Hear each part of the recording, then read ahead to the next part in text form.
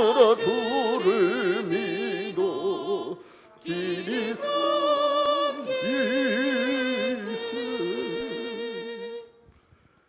사도신경을 암송함으로 신앙을 고백드립니다. 전능하사 천지를 만드신 하나님 아버지를 내가 믿사오며 그 외아들 주 예수 그리스도를 믿사오니 이는 성령으로 잉태하사 동정녀마리아에게 나시고 본디오 빌라도에게 고난을 받으사 십자가에 못 박혀 죽으시고 장사한 지 사흘 만에 죽은 자 가운데서 다시 살아나시며 하늘에 오르사 전능하신 하나님 우편에 앉아 계시다가 저희로서 산자와 죽은 자를 심판하러 오시리라.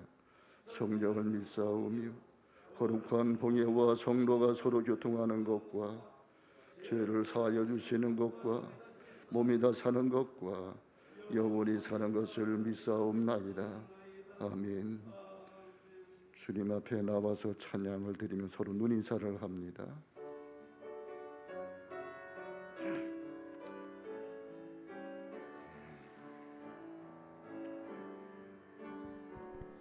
주님 앞에 나와서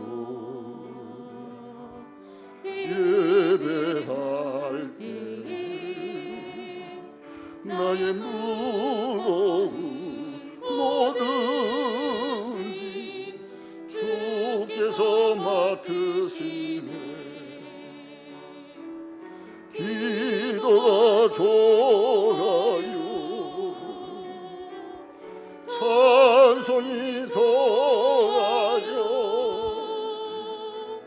주 안에서 진리를 찾았어요.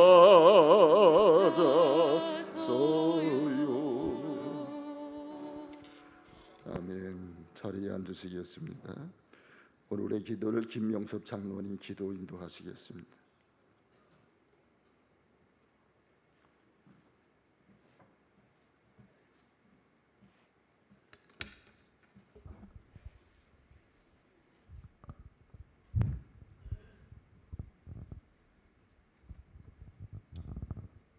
할렐루야. 존귀와 영광과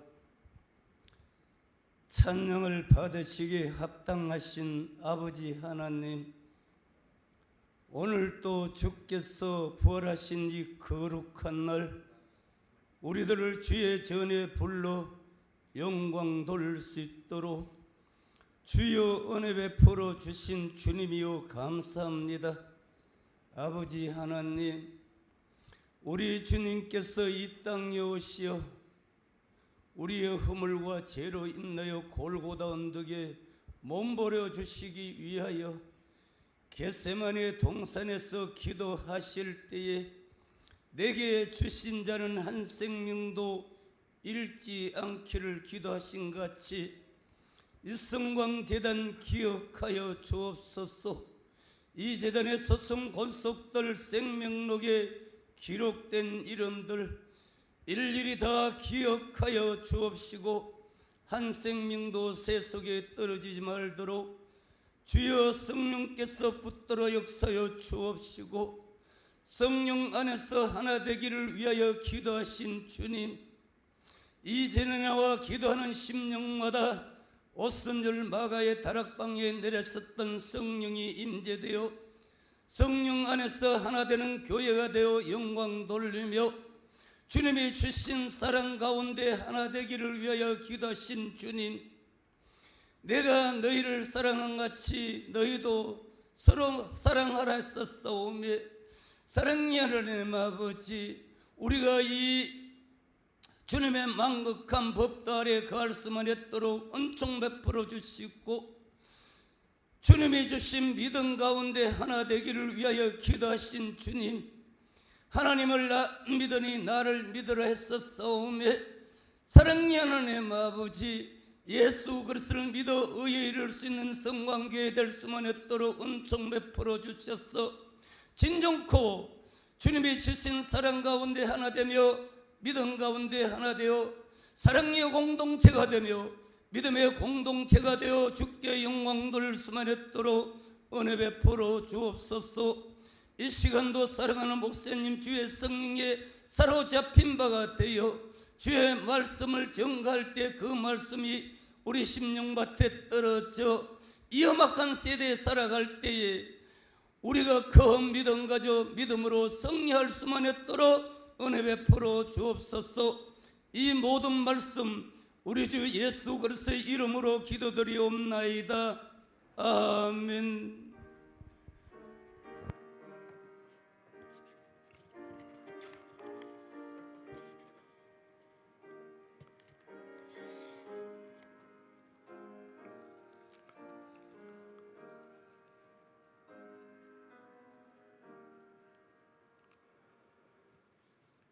감사합니다. 오늘 우리 주시는 하나님의 말씀은 고린도후서 12장 7절에서 10절까지의 말씀입니다.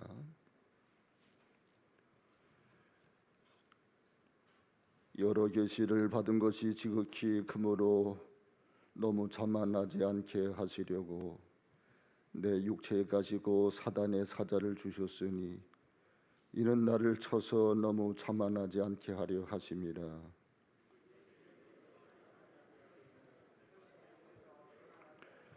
나에게 이르시기를 내 은혜가 내게 족하도다. 이는 내 능력이 약한 데서 온전하여짐이라 하신지라. 그러므로 도리어 크게 기뻐함으로 나 여러 약한 것들에 대하여 자랑하리니 이는 그리스도의 능력이 내게 머물게 하려 함이라.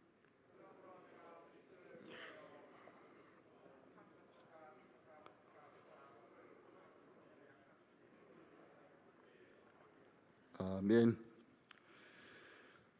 여러분 인생을 살아가면서 가시에 찔린 적이 있으실 거예요.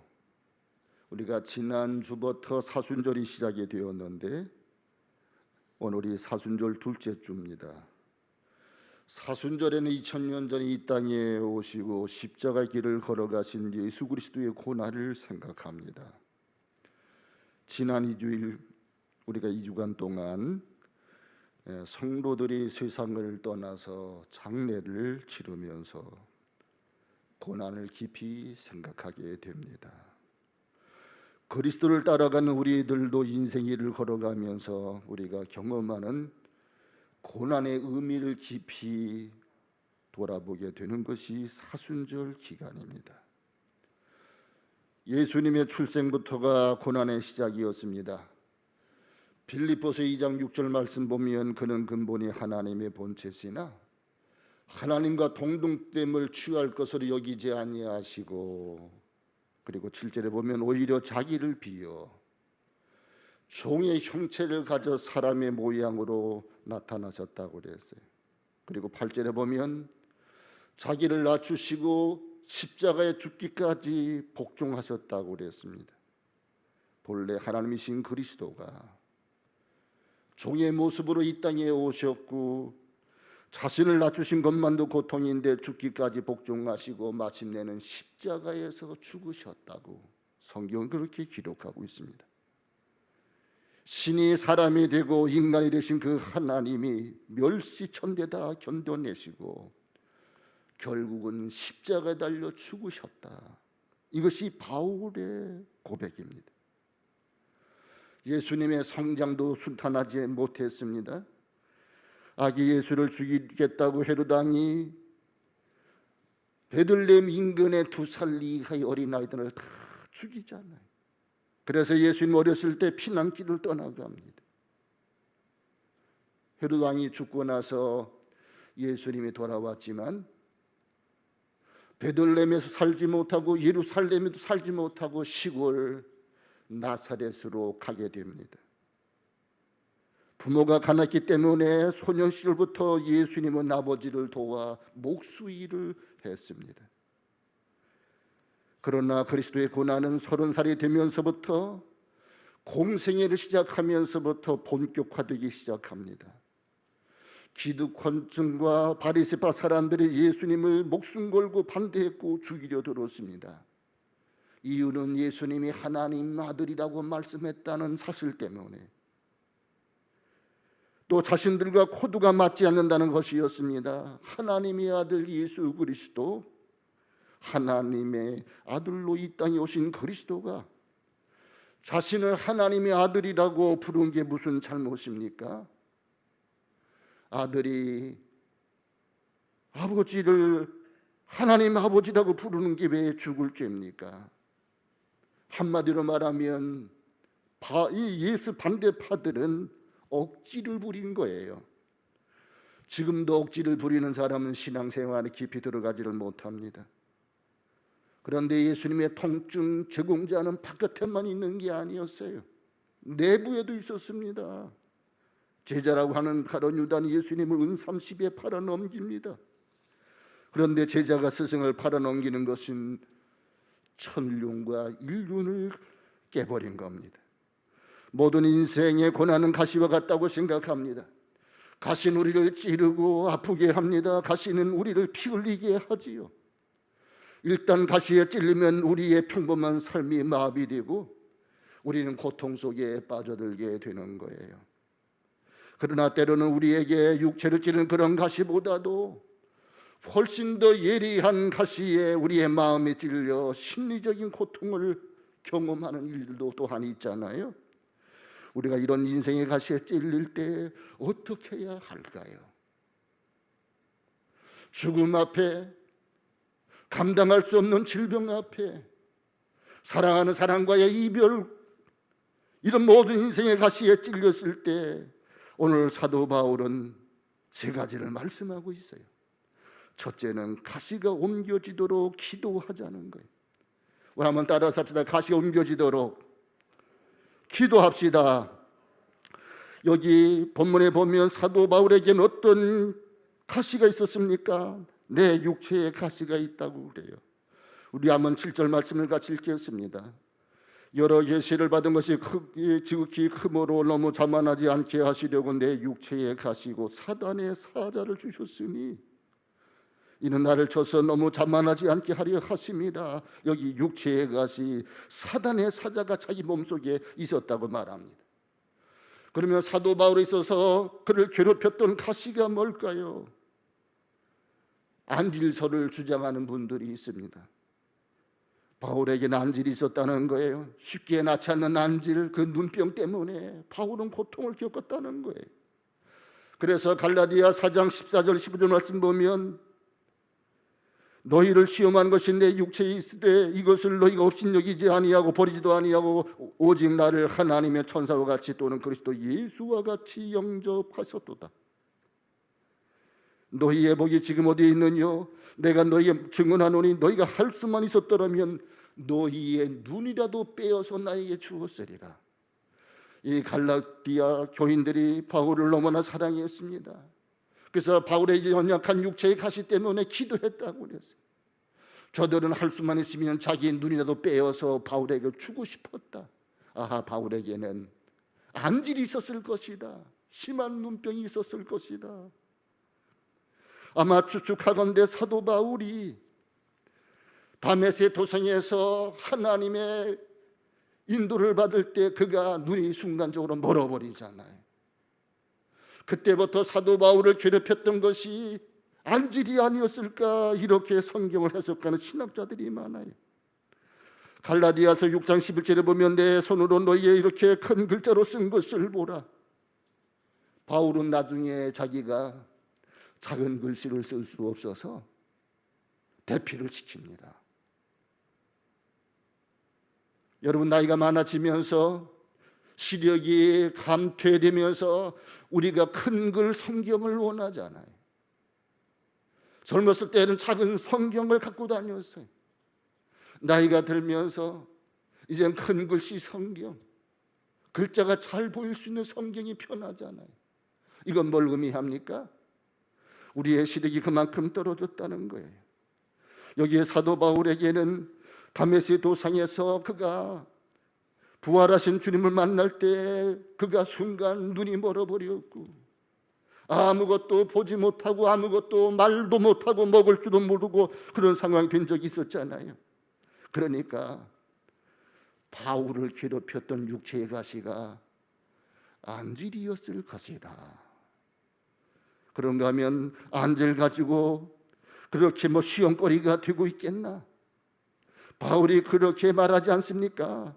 너희를 시험하는 것이 내 육체에 있으되 이것을 너희가 업신여기지도 아니하고 버리지도 아니하고. 안질 정도는 아니었을 거다. 그것보다 좀 더 심각한 것이었을 것이다. 아마 사도 바울에게는 간질이 있었을 것이다. 간질하게 되면은요, 눈동자가 막 뒤집히고 쓰러지고 입에 거품을 물고 온몸이 강직되어 쓰러지잖아요. 이렇게 사도 바울에게는 간질이 있었을 것이다. 뇌전증이 있었을 것이다. 그래서 신학자들이 간질설 또 안질설 이것을 가지고 서로 논쟁을 벌이기도 합니다. 바울의 육체의 가시가 뭐냐 자세히는 모르겠지만 중요한 것은 바울을 찌르고 있다고 그랬어요. 계속 바울을 찌르고 있어요. 사도 바울은 대단한 영성이 있어서 그가 지나갈 때 그림자가 덮여도요, 자기 몸에서 손수를 갖다 덮어주기만 해도 병자가 벌떡벌떡 났는데 자기 몸이 그렇게 육체의 가시로 고통을 겪어요. 그래서 하나님 앞에 3번이나 간절히 기도합니다. 이것이 내게서 떠나기 위해서 내가 3번 주께 간구하였더니 8절 말씀이지요. 8절 다시 한번 읽어봅니다. 이것이 내게서 떠나가게 하기 위해 내가 3번 주께 간구하였더니 3번 간절히 기도했습니다. 3번 기도했다고 하는 것은 집중적으로 그가 3차례에 걸쳐서 하나님, 내가 주의를 하는데 선교하는데 몸의 육체의 가시가 너무나 고통스러워요. 육체의 가시를 치유해 주세요. 이것이 옮겨지도록 떠나가도록 기도했다 그 말입니다. 근데 하나님께서 그의 육체의 가시를 치유해 주지를 않는 거예요. 우리 예수님도 십자가라고 하는 가장 커다란 인생의 고난을 앞에 두시고 겟세마네 동산에서 그렇게 기도하시잖아요. 마가복음 14장 36절에 이르시되 아빠 아버지여, 아버지에게는 모든 것이 가능하오니 이 잔을 내게서 옮기시옵소서. 그러나 나의 원대로 마옵시고 아버지의 원대로 하옵소서. 할 수 있거든 이 잔을 어떻게 해달라고요? 옮겨주세요. 너무나 감당하기 힘들어요. 하나님께 버림받고 사람들에게 그렇게 자기가 무시당하고 십자가를 져야만 되는 그것이 하나님 아버지의 뜻일진데 처음에는 그래도 하나님 이거 너무 감당하기가 어렵잖아요. 내게서 옮기시옵소서. 그렇게 3번이나 간절히 하나님 앞에 기도합니다. 성경은 우리가 고난을 만날 때 무엇보다도 기도할 것을 요청합니다. 야고보서에 보면 너희 중에 고난당하는 자가 있는 저는 기도할 것이요. 야고보서 5장 13절 너희 중에 고난당하는 자가 있느냐 그는 기도할 것이요. 즐거워하는 자가 있느냐 그는 찬송할지니라. 주님은 야고보사를 통해서 고난당하는 모든 사람들을 기도의 현장으로 초대하고 있습니다. 여러분, 우리가 가시에 찔릴 때, 고통스러운 일을 겪을 때, 사랑하는 사람 내 곁을 떠나가고 내게 커다란 감당할 수 없는 그러한 질병이 찾아올 때 우리가 먼저 어떻게 하라고요? 하나님께 아버지 이 육체의 가시를 내게서 옮겨 주시옵소서. 그렇게 기도하라는 거예요. 주님은 야고보 사도를 통해서 고난당하는 모든 사람들을 기도의 현장으로 초대하지 않나요? 여러분, 우리가 기도로 다루질 못할 고난은 존재하지 않습니다. 믿음의 기도는 고난을 옮길 수도 있어요. 이걸 믿으셔야 돼요. 성경이 그렇게 말씀하시잖아요. 마태복음에 보면 간질병 들린 어린 아이 하나를 데리고 그 아버지가 이 아이 좀 고쳐주세요. 그리고 제자들에게 데리고 왔어요. 예수님은 변화산에 기도로 올라가셨습니다. 베드로, 야고보, 요한 3사람을 데리고 갔어요. 나머지 9명의 제자들은 항상 예수는 왜 베드로, 야고보, 요한이야? 우리는 뭐야? 그러면서 저들이 그 산 아래에서 원망하고 기도하지 않았고, 그럴 때 귀신 들린 아이를 데리고 왔습니다. 물에도 들어가고 이 아이를 고쳐주세요. 예수님의 제자들이 기도했습니다. 그리고 선포했습니다. 근데 고쳐지지가 않아요. 그때 예수님이 내려오셨어요. 그러니까 그 아이의 아버지가 예수님의 제자들 보니까 예수님에게 신뢰가 안 갔던 것 같아요. 할 수만 있거든 이 아이를 고쳐주세요. 그랬더니 예수님 하시는 말씀이 뭐예요? 할 수 있거든이 무슨 말이냐? 믿는 자에겐 능치 못함이 없느니라. 그 말씀 맨 마지막에 보면 기도 외에는 이런 유가 나갈 수 없느니라. 기도할 것을 주님이 말씀하시잖아요. 믿음으로 기도할 때 어떤 인생의 고난의 장도 우리에게서 옮겨질 수 있다는 사실입니다. 특별히 우리에게 허용되는 고난이 일시적인 어떤 목적을 포함하고 있을 때는 우리가 기도함으로 즉각적으로 그 고난이 내게서 옮겨지지도 그런 일들도 많이 일어나고 있는 겁니다. 내 인생의 장에 어느 날 갑자기 내게 가시에 찔렸다. 내를 괴롭히는 그러한 고난이 내 인생 속에 찾아왔다. 그러면 먼저 할 일이 뭐라고요? 기도하는 일이에요. 살아계신 하나님, 우리의 길을 들으신 하나님 앞에 하나님, 내가 너무 힘들어요. 내가 가시에 찔리고 있어요. 나의 이 가시를 옮겨주세요. 하나님께 기도하는 일입니다. 기도의 능력을 신뢰하시길 바랍니다. 전능하신 하나님을 신뢰하고 기도할 때 어떤 고난도 돌파하지 못할 것이 없다는 사실을 성경은 말씀하고 있잖아요. 두 번째는 살아계신 하나님을 철저히 신뢰하셔야 됩니다. 우리 한번 따라서 합시다. 살아계신 하나님을 철저히 신뢰하자. 마가복음 보면 간질병에 걸린 아이의 아버지가 예수님 앞에 나와서 이렇게 요청했던 것으로 보여집니다. 선생님, 할 수 있거든 이 아이를 좀 고쳐주세요. 그때 예수님 대답이 뭐라고요? 예수님의 대답은 할 수 있거든이 무슨 말이냐? 할 수 있거든이 무슨 말이냐? 믿는 자에게는 능치 못함이 없느니라. 살아계신 하나님을 철저히 신뢰하라, 그 말씀이에요. 예수님이 어떤 대답을 하셨습니까? 할 수 있거든이 무슨 말이냐? 할 수 있다, 그 말이에요. 하나님을 적극적으로 신뢰하라, 그 말씀이에요. 그리고 그분을 믿음으로 주 앞에 기도로 나와서 참으로 인생의 고난 앞에서 기도하신다면 그 고난이 옮겨질 수 있다, 그 말이에요. 이 사실을 분명히 믿으라는 말씀입니다. 기도는 고난을 옮길 것입니다. 그런데도요, 우리가 기도하고 또 기도해도 고난이 옮겨지지 않는 일이 있잖아요. 여전히 고난이 내 앞에 버티고 있을 때가 있습니다. 그때는 어떻게 해야 될까요? 이럴 때는 어떻게 해야 될까요?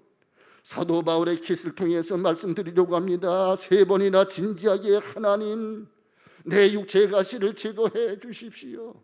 내가 복음을 전하는데, 선교 활동하는데 육체의 가시가 나를 괴롭힙니다. 살아계신 하나님, 내 육체의 가시를 제거해 주십시오. 그렇게 기도를 3번이나 간절히 기도했습니다. 그런데도 그 가시가 이 바울을 떠나지 않고 괴롭힙니다. 그럴 때 해야 할 일이 무엇인가요? 그것은 옮겨지지 않는 가시에 대한 하나님의 목적을 발견하는 겁니다. 옮겨지지 않는 가시에 대한 하나님의 목적을 발견하십시오. 여러분, 저와 여러분이 경험하는 고난들 가운데 적지 않게 우리를 인생의 장에서 아주 장기적으로 오랫동안 끈질기게 괴롭히는 그런 고난들이 있습니다. 기도해도 없어지지가 않아요. 이런 고난들이 어떻게 다루어져야 될까요? 자연 우리는 기도하면서 이렇게 주 앞에 물을 수밖에 없습니다. 하나님, 왜 그런가요? 도대체 이 고난이 떠나지 않는 이유가 뭔가요? 언제까지 이 고난을 허용하실까요? 도대체 이 고난을 오랫동안 이렇게 내 삶의 장에서 허락하셔서 저가 계속 이 가시에 찔리도록 허용하시는 이유가 무엇일까요?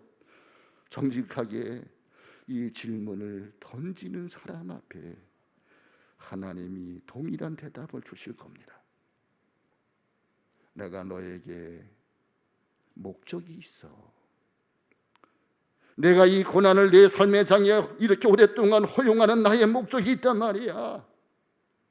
그 하나님 앞에 우리가 엎드려 또 물을 수밖에 없지요. 하나님, 그러면 그 목적이 뭔가요? 때때로 우리 그리스도인들이 이 고난의 원인을 설명할 때 이 고난 어디서 왔느냐 이걸 설명할 때 단순히 이분법적인 구조를 가지고 이 고난의 문제를 접근할 때가 있습니다. 고난이 어디서 올까요? 어떤 사람들은 모든 고난은 마귀가 주는 것이다. 그쪽에서 강조하는 분들이 있어요. 사단이 모든 고난을 주는 것이다. 또 어떤 사람들은 하나님이 고난을 허용하시는 거다. 하나님의 주권 속에서 고난은 허용되는 겁니다. 하나님이 허락하시는 거예요. 물론 저는 어떤 고난은 명백하게 사단이 주는 고난도 있다고 믿습니다. 우리를 망가뜨리고 파괴하고 또 우리의 모든 것을 빼앗아 가려고 하는 사단이 계속 우리를 공격해 오는 그런 고난들이 인생의 장애에는 얼마든지 존재합니다. 또 어떤 고난은 하나님이 우리의 삶의 유익을 위해서 교육적인 테스트로 그 고난을 허용하시는 분명한 케이스가 있습니다. 그러나 그럼에도 불구하고 우리가 경험하는 많은 고난은 사단만이 주는 것이 아니고 하나님만이 허용하는 것만이 아니고 사단이 주고 하나님이 허용하시는 경우입니다. 이걸 우리가 한번 욥의 케이스를 통해서 살펴보고자 합니다. 여러분, 욥은 보통 사람들보다는 탁월한 사람입니다. 도덕적인 사람입니다. 의로운 사람입니다. 동방의 부자입니다. 그가 많은 사람들을 선하게 대했습니다. 그런데 오늘날 사단이가 이제 욥을 흔들어댑니다. 욥의 인생의 장에 사단이가 재앙을 일으키기 시작을 합니다. 바벨론 사람들이 와서 그 많던 수많은 소떼 양떼를 다 끌고 가는 거예요. 그런가 하면 강풍이 불어서 집이 무너져서 거기서 잔치를 벌이고 있는 10명의 자녀들이 다 떼죽음을 당하는 거예요. 자기 몸에 낙성, 종양, 피부암이 생겨서 기와장을 가지고 몸을 긁을 수밖에 없는 그런 극한의 고통 속에 빠지게 됩니다. 아내가 하나님을 저주하고 나가 죽으라고 그러더니 가출해버리는 겁니다. 그런데 이런 고난이 어떻게 시작이 됐습니까? 사단이가 일으킨 거예요. 우리를 괴롭히는 나쁘게 하는 것, 그것은 하나님이 하시는 게 아닙니다. 그것은 사단이가 하는 거예요. 그건 분명해요. 그런데 그렇게 사단이가 자기 혼자 할 수는 없는 거예요. 누구의 허락을 받았느냐? 하나님의 허락을 받았습니다. 그러니까 마귀가 하나님 앞에 나와서 욥을 참수하면서 저 욥이 신앙생활 잘한다고요? 아니에요. 저 욥을 흔들어 버릴게요. 그러면 욥이 하나님께 대한 신앙을 계속 고백할까요? 하나님 찬양할까요? 정말 하나님 향해서 끊임없이 주님 사랑한다고 고백할까요? 누구든지 삶의 장이 어려워지면 하나님을 원망할 거예요. 그럴 때는 하나님이 그래? 그러면 한번 해봐. 하나님이 허용하셨어요. 왜냐하면 이것이 욥이 승리할 것을 하나님은 하셨기 때문입니다. 그리고 궁극적으로 이것은 유익한 것을 판단하신 하나님이 그렇게 허용하시는 겁니다. 사도 바울의 케이스도 동일한 케이스가 아닌가 그렇게 믿습니다. 오늘 말씀 7절을 다시 한번 읽어보겠습니다. 여러 계시를 받은 것이 지극히 금으로 너무 자만하지 않게 하시려고 내 육체에 가지고 사단의 사자를 주셨으니 이는 나를 져서 너무 자만하지 않게 하려 하심이라. 여기 반복되는 강조되는 단어가 있습니다. 자만하지 않게 하시려고. 자만하지 않게 하시려고. 사도 바울은 대단히 똑똑한 사람이에요. 청년 박사예요. 그가 유대주의에 빠져 있을 때 기독교인들을 얼마나 핍박했는지 몰라요. 스데반을 죽이는데 앞장섰고요. 수많은 그리스도인을 잡아서 감옥에 쳐넣는데 앞장섰습니다. 그의 고백대로 자기는 살인자요, 핍박자요, 폭행자라고 그렇게 고백하잖아요. 그런 청년 박사입니다. 가말리에서 수학한 사람입니다. 로마의 시민권을 가지고 있는 사람입니다. 그런데 바울이 자만할 수가 있어요. 그래서 자만하지 않게 하리라고 두 번이나 강조되는 거예요. 너무 자만하지 않도록 사단의 사자, 육체의 가시를 주셨다는 거예요. 그러니까 바울의 몸을 괴롭히는, 바울의 인생을 괴롭히는 어떤 가시, 바울을 찌르고 있는 가시, 그 가시가 그 하나님 주신 것은 아니에요. 사단이 준 겁니다. 분명히 사탄의 사자라고 그랬잖아요. 그런데 하나님이 허용하신 거예요. 왜요? 자만하지 않도록. 바울이 그걸 깨달았습니다. 하나님이 자만하지 않도록, 교만하지 않도록 내게 이런 사단의 사자를 주셨구나, 육체가 씨를 주셨구나. 이것이 내 인생에 결코 마이너스가 아니야. 내가 주님 앞에도 무릎 꿇으라고, 하나님 은혜만을 사모하라고. 이것은 손해가 아니고 궁극적으로 하나님에겐 유익한 거야. 그래서 하나님이 허용하셔서 이렇게 바울이 깨닫게 된 겁니다. 여러분, 종교개혁자의 마틴 루터가 개혁하는 과정에서 너무나 장애물을 많이 만나요. 그래서 좌절하게 됩니다. 침식을 전폐하고 병상에 누워있던 어느 날 그의 아내가 까만 상복을 입고 나타났어요. 루터가 누워있는 방에 들어갔습니다. 루터가 깜짝 놀라서 아내에게 말합니다. 여보, 누가 돌아가셨습니까? 예, 하나님이 돌아가셨습니다. 에이 여보, 아무리 농담을 해도 그런 농담이 어디 있어. 하나님이 돌아가신다니. 아니에요. 당신 모습 보니까 하나님 돌아가셨어요. 당신이 지금 의기소침하고 낙심하고 좌절하고 절망하고 침식을 지금 잃어버리고 있잖아. 하나님이 살아계신다면 당신은 이렇게 있을 수가 없잖아.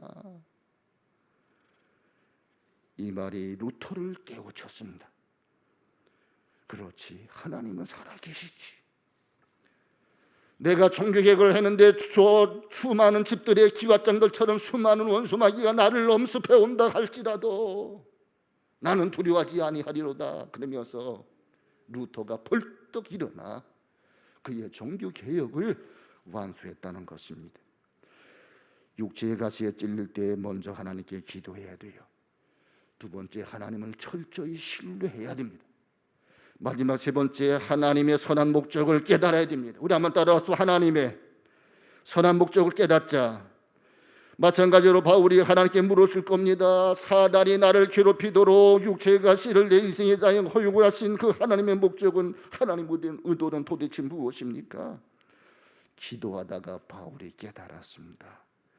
하나님의 목적을 깨달은 거예요. 그 깨달은 목적이 무엇일까요? 7절 말씀 다시 한번 보겠습니다. 7절 우리 생각하면서 같이 읽어봅니다. 여러 계시를 받은 것이 지극히 크므로 너무 자만하지 않게 하시려고 내 육체에 가시고 사단의 사자를 주셨으니 이는 나를 쳐서 너무 자만하지 않게 하려 하심이라.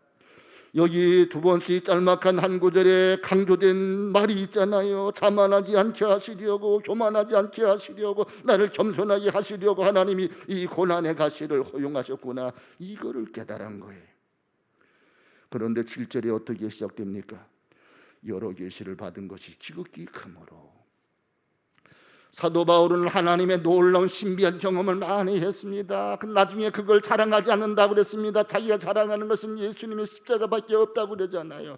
그가 어느 날 기도하다가 자기 몸속에서 영혼이 빠져나가서 첫째 하늘 지나 둘째 하늘 지나 셋째 하늘까지 하나님 계신 그곳까지 간 거예요.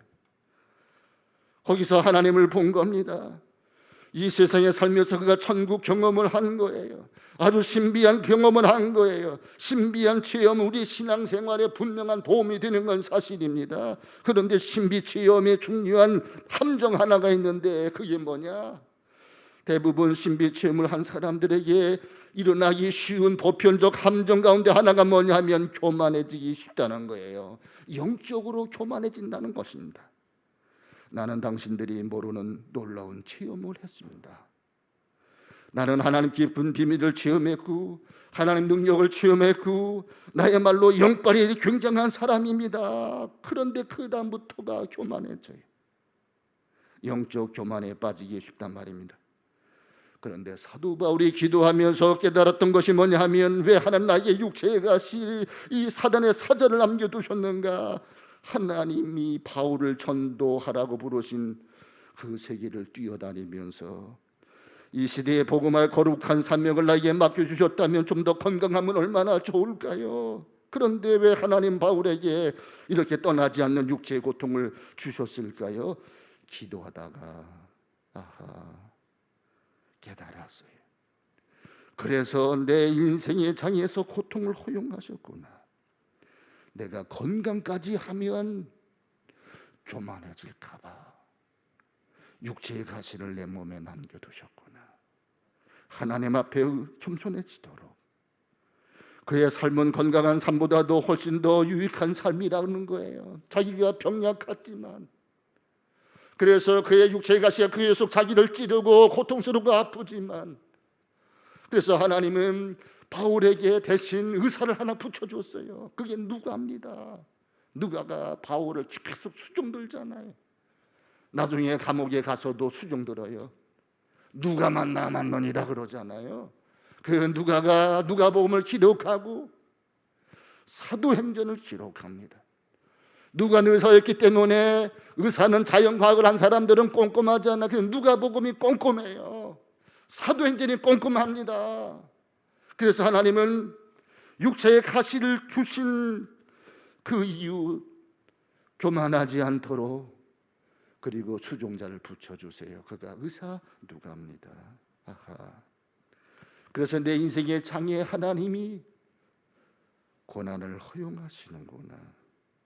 그리고 교묘하게 그 하나님 앞에 서서 하나님을 의지하고 살아가는 인생, 그런 선교적 삶을 살아간 거예요.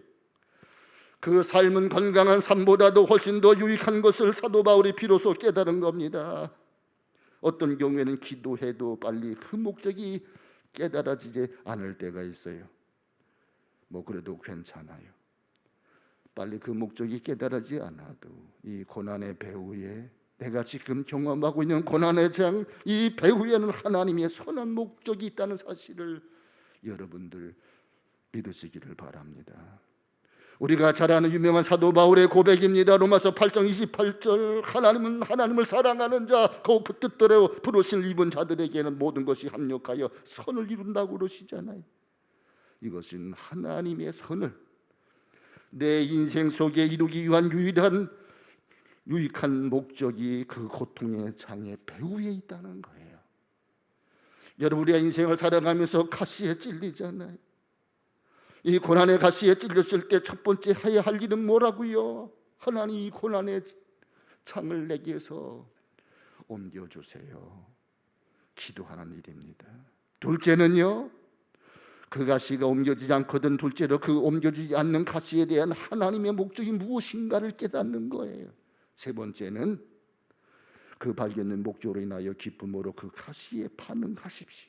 기쁨으로. 내가 의지적으로 기뻐하리라.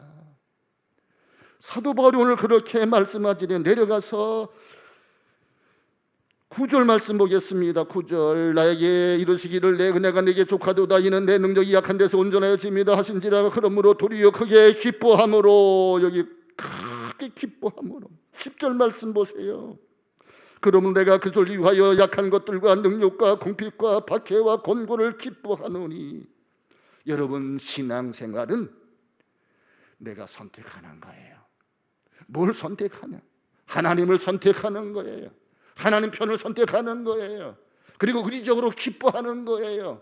신앙생활은 기뻐하는 겁니다. 항상 기뻐하라. 쉬지 말고 기도하라. 범사에 감사하라. 사도 바울은 그 육체의 가시에 찔릴 때 그는 하나님 앞에 기도했고, 하나님 목적을 깨달았으며, 그리고 하나님께서 이제 기쁨으로 반응할 수 있도록 그렇게 의지적으로 선택했다는 거예요.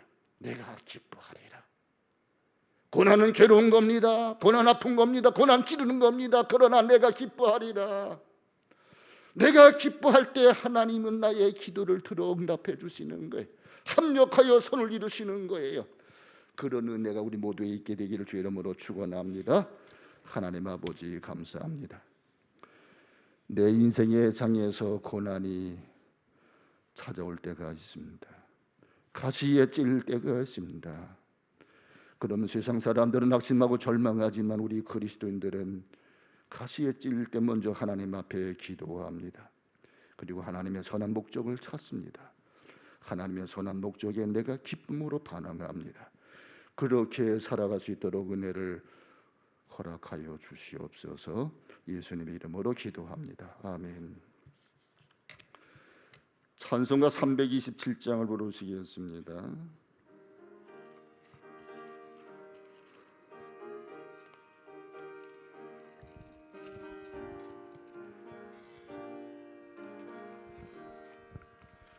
주님 주신 화평 믿음 얻기 위해 너는 정성껏 기도했나. 주의 제단 앞에 모두 바치기 전 복을 받을 줄 생각 마라.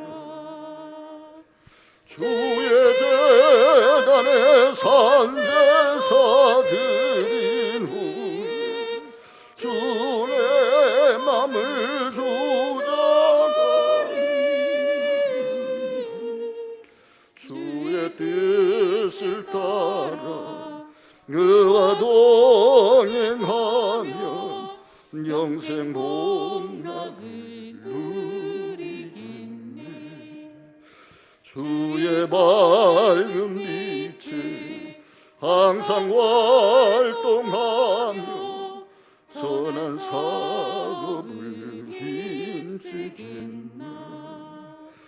자유 얻으려고 주의 뜻을 따라 너의 모든 것 희생하라.